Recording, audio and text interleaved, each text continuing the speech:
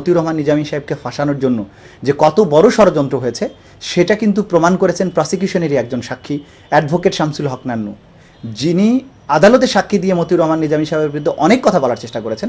যদিও তার কথাগুলো যে মিথ্যা সেগুলো জেরার মাধ্যমে আমরা প্রমাণ করেছি, কিন্তু তার একটি ভিডিও বক্তব্য ইউটিউবে প্রচারিত হয়েছে এবং তিনি তার সেই দীর্ঘ বক্তব্যে বলেছেন যে কিভাবে তাকে সামরিক বাহিনীর বা গোয়েন্দা সংস্থার জেনারেলরা ডেকে নিয়ে ক্যান্টনমেন্টে নিয়ে কিভাবে তাকে থ্রেট করেছেন, কিভাবে তাকে প্রলোভন দেখিয়েছেন। এবং এই বক্তব্যটি যখন ইউটিউবে প্রচারিত হলো যে এই মামলাগুলো রাজনৈতিক দলকে নির্মূল করে দেওয়ার জন্য একটা ষড়যন্ত্রের অংশ এবং সেটি নিয়ন্ত্রণ করা হচ্ছে সরাসরি সরকারের প্রধান ব্যক্তিদের নেতৃত্বে, তখন সরকার বিব্রতকর অবস্থায় পড়ে যায় এবং তারা তখন তাকে বাধ্য করে এই কথা বলার জন্য যে আমি যে বক্তব্যটি আমার ইউটিউবে প্রচারিত হয়েছে সেই বক্তব্যটি আমার নিজের নয়। তখন আমরা এই বিষয়টি পরীক্ষা নিরীক্ষার জন্য আমেরিকাতে পাঠাই।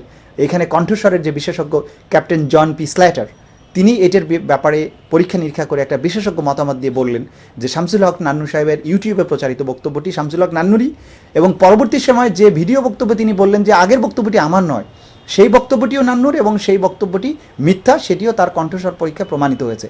তার মানে হচ্ছে সরকারের ষড়যন্ত্র, সরকারের লোকেরা এই প্রসিকিউশনের সাক্ষীরাই যখন ফাঁস করে দিচ্ছেন তখন তাদেরকে জোর করে এই বক্তব্যকে সরিয়ে নেওয়ার চেষ্টা করা হচ্ছে। এবং সেখানে তিনি বলেছেন তার ছেলেকে যে পুলিশে চাকরি দেওয়া হয়েছে সেই চাকরি তার চলে যাবে, তাকে মামলায় জড়ানো হবে। এই সব কিছুর থেকে সুস্পষ্টভাবে প্রমাণিত হয় এবং শুধুমাত্র শামসুল হক নান্নুর এই একটি ভিডিও বক্তব্যের কারণে আন্তর্জাতিক অপরাধ ট্রাইব্যুনালের সমস্ত মামলায় কিন্তু পোস্ট হয়ে যাওয়া উচিত, কারণ এইখানে যে কত বড় ষড়যন্ত্রের জাল বুনে নিরপরাধ মানুষকে মামলায় জড়ানো হচ্ছে সেটি স্পষ্ট হয়ে গিয়েছে। সুতরাং আন্তর্জাতিক সম্প্রদায়ের কাছে আমাদের খুব বেশি বুঝিয়ে বলার প্রয়োজন নেই যে এই মামলাটি কত বড় ষড়যন্ত্রের একটি অংশ। শামসুল হক নান্নু সাহেবের ইউটিউবের বক্তব্যের মধ্য দিয়ে প্রসিকিউশনের বা সরকারের যে ষড়যন্ত্রের কথাটি বেরিয়ে এসছে সেটি কিন্তু একটা বিচ্ছিন্ন ঘটনা নয়। এরকম আরও অনেক সাক্ষী যারা সরকার পক্ষের সাক্ষী ছিলেন এবং পরবর্তী সময়ে তারা বিভিন্ন গণমাধ্যমে সামাজিক মাধ্যমে তারা সাক্ষাৎকার দিয়ে বা বক্তব্য দিয়ে বলছেন যে আসলে চাপের মুখে পড়ে তারা নিজামী সাহেবের বিরুদ্ধে অথবা জামাতের নেতাদের বিরুদ্ধে তারা সাক্ষী হয়েছেন, কিন্তু তারা আসলে অপরাধের সাথে সম্পৃক্ত না, আমরা চাপের মুখে সাক্ষীগুলো দিয়েছি। তাদের এই বক্তব্যগুলো ফেসবুক, টুইটার এবং ইউটিউবে এই বক্তব্যগুলো কিন্তু প্রচারিত হচ্ছে এবং শুধু একজন বা দুজন নয়, বেশ কয়েকজনের বক্তব্য এইভাবে কিন্তু আমরা পেয়েছি। এই ট্রেন্ডটাই প্রমাণ করে যে আসলেই এই লোকগুলো নির্দোষ, তাদেরকে মিথ্যা লোকদেরকে সাক্ষী বানিয়ে জোরপূর্বক তাদের বিরুদ্ধে সাক্ষ্য আদালতে দেওয়ানো হচ্ছে। এবং এই ব্যাপারে কিন্তু আমরা এই বিষয়গুলোকে তদন্তের জন্য, তাদের এই বক্তব্য পরীক্ষার জন্য আমরা আদালতে বিভিন্ন সময় দরখাস্ত দিয়েছি, কিন্তু দুঃখের বিষয় হচ্ছে তাদের এই বক্তব্যকে গ্রহণ করার জন্য, পরীক্ষা নিরীক্ষা করার জন্য আদালতের পক্ষ থেকে কোনো আদেশ দেওয়া হয়নি বা আদালত এটা কিন্তু সত্যতা যাচাই করার কোনো পদক্ষেপ নেননি। কিন্তু আমরা মনে করি যদি ন্যায় বিচার করতে হয়, প্রকৃত সত্যকে যদি বের করে আনতে হয়, তাহলে এই সব সাক্ষীরা যারা সাক্ষী দিয়ে বেরিয়ে গিয়েই বাইরে গিয়ে নানান অন্যরকম কথা বলছেন যে আমরা আসলে প্রকৃত অর্থে এই কথাগুলো আমাদের বক্তব্য নয়, তাদের এই বক্তব্যটা যদি না নেওয়া হয় এখানে কিন্তু সত্যিকার অর্থে ন্যায় বিচার হবে না। প্রসিকিউশন নিজেরাই দ্বিধান্বিত যে তাকে আসলে কী হিসাবে তারা চিত্রায়িত করবে। একদিকে তারা সর্বত্র বলার চেষ্টা করছেন যে তিনি আলবদর বাহিনীর সুপ্রিম কমান্ডার ছিলেন এবং তিনি ছাত্রসংঘের যেহেতু প্রধান ছিলেন, আলবদর বাহিনীর সুপ্রিম কমান্ডার হিসেবে তিনি সমস্ত বাংলাদেশের সমস্ত আলবদর বাহিনীকে নিয়ন্ত্রণ করেছেন এবং অপরাধ সংগঠিত করেছেন। আবার এই ক্ষেত্রে তারা যেহেতু দ্বিধান্বিত যে এইভাবে তার বিরুদ্ধে অপরাধ প্রমাণ করা সম্ভব নয়, সেই কারণে তারা আবার বাস্তবে দেখানোর চেষ্টা করছেন যে তিনি লুঙ্গি পরে একজন সাধারণ আলবদর বাহিনীর সদস্য হিসাবে গ্রামে গ্রামে গিয়ে বিভিন্ন লোকজনকে দেখিয়ে দিচ্ছেন যে ওকে মারতে হবে, তাকে মারতে হবে। ইভেন মতিউর রহমান নিজামী সাহেব এত বড় কমান্ডার হওয়া সত্ত্বেও আবার দেখানো হচ্ছে যে তিনি মুক্তিযোদ্ধাদের হাতে ধরা পড়েছেন, তাকে নৌকার মধ্যে করে আটক রাখা হয়েছে 7 দিন পর্যন্ত। এই ধরনের উদ্ভট সাক্ষ্য প্রমাণ উপস্থাপন করে প্রসিকিউশন নিজেরা হাস্যকর হয়েছেন এবং গোটা জাতিকে কিন্তু দুনিয়ার সামনে হাস্যকর করেছেন। এটা কেন হয়েছে?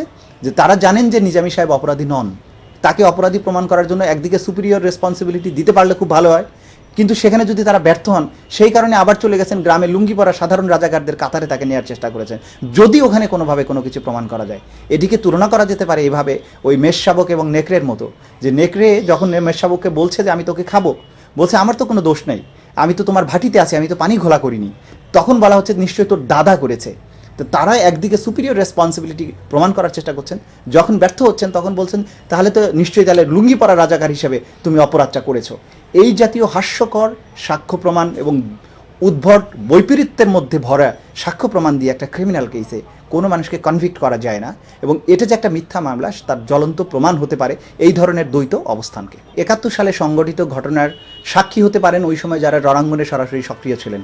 সেই অর্থে ওই সময়ের মুক্তিযোদ্ধারাই বলতে পারবেন যে সেই সময় তাদের সাথে কারা যুদ্ধ করেছে বা তাদের বিরুদ্ধে কারা অবস্থান নিয়েছিল। নিজামী সাহেবের পক্ষে আমরা মাত্র 4 জন ডিফেন্স সাক্ষী দিয়েছি, তার মধ্যে 3 জনই হচ্ছেন পাবনার খ্যাতনামা মুক্তিযোদ্ধা, যারা রণাঙ্গনে ছিলেন, রণাঙ্গনের সমস্ত তথ্যাদি সম্পর্কে অবহিত ছিলেন, যারা ওই এলাকায় কারা স্বাধীনতা বিরোধী ছিল, কারা মানবতা বিরোধী অপরাধের সাথে সম্পৃক্ত ছিল, তাদের বিস্তারিত তারা জানেন। তারা নিজেরা কিন্তু এসে আদালতে সাক্ষী দিয়ে বলেছেন যে মতিউর রহমান নিজামী সাহেবের কোনো স্বাধীনতা বিরোধী বা মানবতা বিরোধী কোনো অপরাধের সাথে সম্পৃক্ততা ছিল না, বরং তিনি যে একজন নির্দোষ মানুষ সেটি তারা এসে বলেছেন। এখন আদালতের দায়িত্ব হচ্ছে যে এই সরাসরি যারা ডাইরেক্ট উইটনেস তাদের বক্তব্যকে গ্রহণ করা এবং এটাকে ডিনাই করার মতো কোনো তথ্য প্রমাণ প্রসিকিউশন কোথাও কোনো উপস্থাপন করতে পারেনি, এবং এই লোকগুলো যে মুক্তিযোদ্ধা নয়, মাঠে ছিল না, সেটিও কিন্তু প্রসিকিউশন বলতে পারছেন না। সুতরাং এবার কিন্তু আদালতের সিদ্ধান্ত নেওয়ার পালা যে তিনি এই মাঠের সাক্ষী যারা চোখে দেখেছেন, যারা ভুক্তভোগী, তাদের বক্তব্যকে গ্রহণ করবেন, নাকি যে সমস্ত মিথ্যাবাদী লোকেরা এসে বানানো গল্প বলেছে, যাদের মিথ্যাচার আদালতে ধরা পড়েছে জেরার মাধ্যমে, তাদের বক্তব্যকে গ্রহণ করবেন। আমি বিশ্বাস করি আদালত ন্যায় বিচার করবেন এবং আদালত প্রত্যক্ষদর্শীদের সাক্ষীদের বক্তব্যকে বিবেচনা নিয়ে মতিউর রহমান নিজামী সাহেবকে সসম্মানে মুক্তি প্রদান করবেন।